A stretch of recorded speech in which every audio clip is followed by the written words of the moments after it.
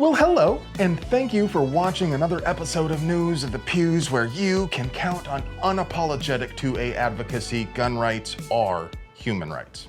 Well, folks, that new consumer surveillance bill being pushed by the tech bros in California just passed the House and is now on to the Senate. Now, I'm sure many of you already heard about it, so I won't take long catching you up, but the stated purpose of the bill is to make it possible for 3D printers to detect firearm designs and refuse to print them. But as anyone with the intelligence the good Lord gave to a turnip can tell you, that's literally impossible. That's not true! That's improbable! See, you can't just match the file or the hash to a known value because it can change. The entire G code for an object changes if you just rotate it a few degrees in a single axis. So you have to try to teach the computer how to recognize shapes. You guessed it. George. It goes in the square hole. Except the clanker can't just match known shapes because the language in the bill says it has to recognize a file that can be used to make a gun part. This is exactly the sort of thing computers are really bad at and people are really good at. We can make non-gun things that look like gun parts and vice versa, especially when users start intentionally flooding the system with edge cases the computer can't comprehend. At the end of the day, it's simply not possible to do this without significant errors in both directions, and the scumbag politicians admit this in the bill. They know there will be both false positives and false negatives, so the bill contains a provision for a committee to determine what an acceptable rate of false positives and negatives would be.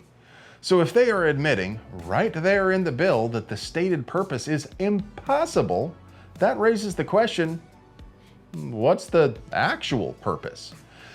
And that's the same answer it always seems to be these days. Tech bros. It's just another example of tech bros using government force to impose anti-consumer policies that shut out competition through regulatory capture. This is intended to be a killing blow to everything good and wholesome about the maker community. Home squirting is about creativity, collaboration, freedom, decentralization, and individual empowerment. Allowed to flourish without corrupting influences, home manufacturing has the potential to make humans more free and independent. The movement is about owning and repairing things for yourself without depending on others. That's antithetical to the everything as a service subscription model, you'll own nothing and eat bugs and like it philosophy of the tech bros. In a tale as old as time, the gun control once again turns out to have nothing to do with guns and everything to do with control. The good news is the bill is entirely toothless. It only punishes selling 3D printers in the state. It's perfectly legal to keep your older printer, buy one out of state, or just build your own printer. All the components are available off the shelf, and there are lots of open source designs out there. You truly can't stop the signal. But hey, it would be impossible for me to produce quality 2A propaganda without you. That's right. I don't have any sponsors, so I literally could not make this content without your support. So to show my gratitude for your loyalty, I want to buy one of you a t-shirt. The first supporter to message me through Patreon gets a free shirt, even if you're a new member for only $1. And if you happen to be in a comfortable place in life, please consider supporting this channel by purchasing one of these sick t-shirts for just $15. Or maybe one of these rad stickers, mugs, or magnets is more your speed. But whether you buy merch or donate directly down at the links in the doobly-doo, your help is what keeps this thing going, and I am incredibly grateful for your generous support. But if you're not in a comfortable place, please don't feel pressured. You don't owe anyone else a thing. Just enjoy this 2A propaganda at the price of free 99 and continue to pray for us. In my opinion, Lawrence de Monaco is a total piece of shit who deserves to sit between PDF files and people who talk at the theater in the special hell. He is a scumbag oxygen thief of the lowest order, and his continued existence is a stain on this universe. His children wish they were adopted. His wife wishes she married a man. He eats Snickers upside down to feel the vein on his tongue, and he eats corn the long way. If he was on fire, I wouldn't piss on him to put him out, and any moron who buys one of his products deserves to be mercilessly ridiculed. Is this true? Yes, it's true.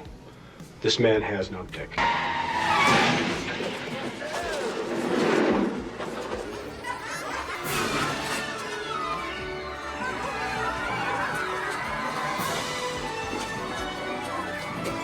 Larry is also a scumbag lawyer who would not hesitate to attempt to sue me for defamatory statements too. So, allow me to remind you this entire show is propaganda and completely my own First Amendment protected opinion. But I used to like the cut of his jib. I was impressed when Rare Breed gave the finger to the feds and met them in court. And then things started to come off the rails. We started to learn what an irredeemable piece of shit Larry really is. To catch you up, Rare Breed sells forced reset triggers. That's a device that uses the motion of the bolt or carrier to positively reset the trigger so that it can be pulled again more quickly. While that comes nowhere near the statutory definition of a machine gun, F-Troop never lets facts get in the way of oppressing the taxpayer, so they started harassing Rare Breed. A court battle ensued, ATF did some really shady stuff, and a settlement was eventually reached. This settlement was a real briar patch kind of deal where it required Larry to defend his patent. Since then, people who like simping for RBT for some reason whine that Larry had no choice and the feds forced him to file these lawsuits. Except he chose to enter the settlement. Rare Breed was winning when he took the deal. And here's the biggest problem. Rare Breed's patent is likely invalid. Larry probably didn't know about the 1934 patent for a 1911 forced reset trigger when he bought a forced reset patent from Wolf Tactical in 2019, but there are allegations that he knew about the TacCon patent at the time he was acquiring the Wolf patent. Whether or not he knew about those patents matters, but it's not critical, because the very fact that these designs existed could invalidate his patent. At least it should, if the courts have any sense. It all comes down to what courts decide. But the concept of a forced reset trigger is too old to patent in a general way, and the specific arrangement of parts in the TacCon 3MR is functionally the same as lawyer Larry's product. But Larry didn't just sue companies making an obvious ripoff like the WOT from that Florida company that screwed people in broad daylight. Larry sued companies making forced reset triggers that operate in a totally different manner, like the Super Safety. So the fun part now is he has to prove that his design is somehow totally different from the TacCon 3MR, or at least different enough that his patent is still valid, and at the same time, he has to prove the Super Safety is similar enough to his design that it infringes on his patent. And again, Larry Simps claimed the settlement requires him to sue. That poor widow Wowie doesn't actually want to sue these people making a totally different product. And that's nonsense. He entered the agreement because he wanted to, and he could be very conservative in his filings without coming close to violating the settlement. And it's insane to think he'd be required to file suit against parties who obviously aren't infringing his patent.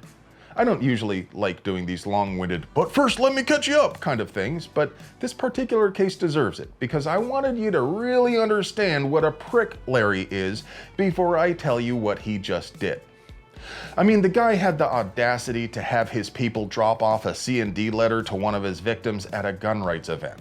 And now, he's suing people who merely sold super safeties. That's right.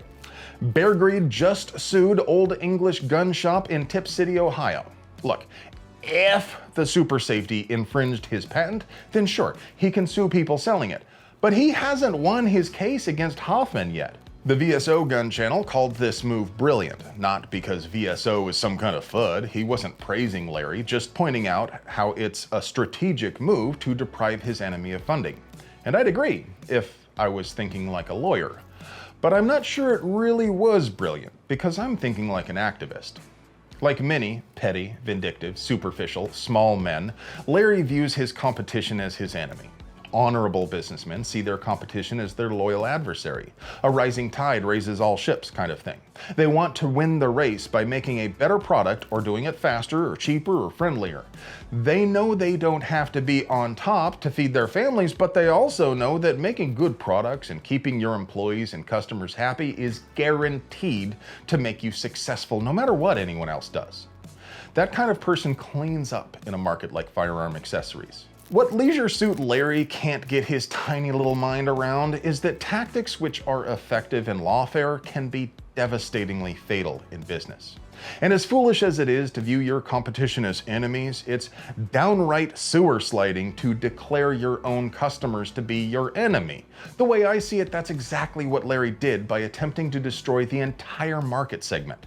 So if he considers you his enemy, what can you do about it? Well, first and foremost, it's obviously foolish to buy any of his products.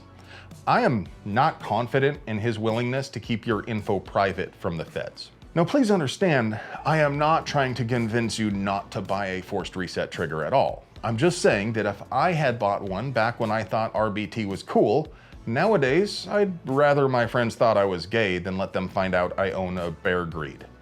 This being the tube of use, I can't give you any advice on other FRTs to buy, but you're smart people and I'm sure you'll tell each other. While you're shopping around for an FRT, there's no reason you can't tell the retailers and distributors you talk to that carrying bear greed products is cringe and gay. But hey, what do I know?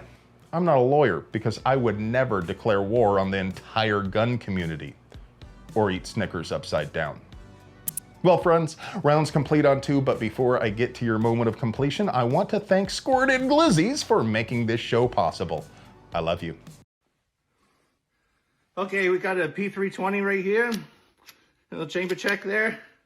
We're gonna holster it here.